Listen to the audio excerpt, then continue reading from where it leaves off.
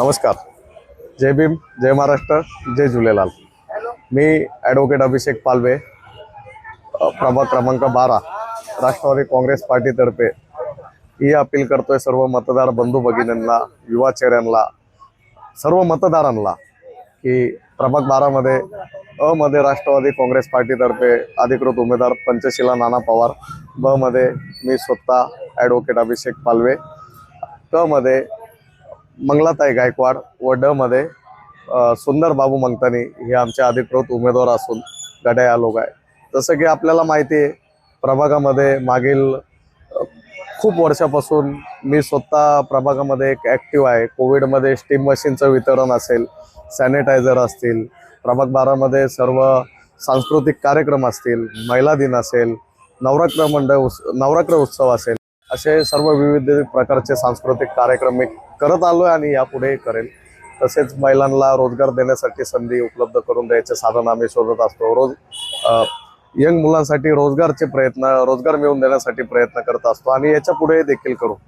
सर्व मतदार बंधू भगिनींना मी हीच अपील करेल की आतापर्यंत मी आणि माझे सहकारी इतक्या छान अशा मोठ्या प्रमाणात कार्यक्रम करत आलो. जसं आपण बघता रेणुका आशीर्वाद परिसरामध्ये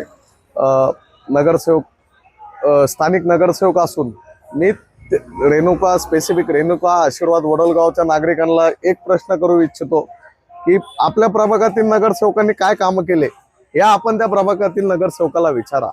ज्या प्रकारे आज रेणुका आशीर्वाद एक्सेप्ट करून जर रेणुकाची आपण हालत बघितली, स्थानिक नगरसेवक घराच्या बाजूला राहत असून पूर्ण गल्लोगल्ली असतील, कचरा, ड्रेनेज लाईनचे प्रॉब्लेम असतील, खूप प्रमाणात प्रॉब्लेम आहेत.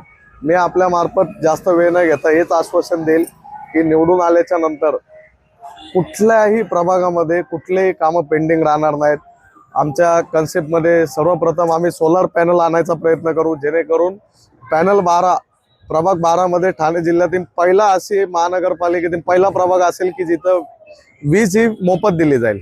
नंतर CCTVज असतील, महिलांच्या सुरक्षेचा मुद्दा असेल, रोजगार मुद्दा असेल, महिला रोजगार असतील, युवा रोजगार असतील, अशा सर्व प्रकारचे प्रश्न आम्ही सोडवण्यात चारही कॅन्डिडेट सक्षम आहेत. जसं वडोलगावमध्ये एक महत्त्वाचा मुद्दा आहे, पाण्याची समस्या आहे. अजून वडोलगावमध्ये पण आपण बघितलं कुठल्याही नगरसेवकाने तिथे निवडून आल्याच्या नंतर लक्ष दिलेले नाही आणि काही जे 5-6 महिन्यात काही नगरसेवकसाठी आता उभे आहेत स्थानिक लोक. माझं हेच पूर्ण मतदार बंधू भगिनींना अपील असेल की कुणाच्याही संभ्रमात येऊ नका, विचार करा. जे लोक आपल्यासाठी सेवेसाठी 24 तास 12 महिने असतात त्यांच्यावर लक्ष देऊन वोट करा. एकही वोट वाया घालू नका आणि सर्वप्रथम 15 तारखेला आपला मतदारांचा हक्क बजवा ही विनंती करतो. सर्वांना जय भीम, जय महाराष्ट्र, जय झूलेलाल.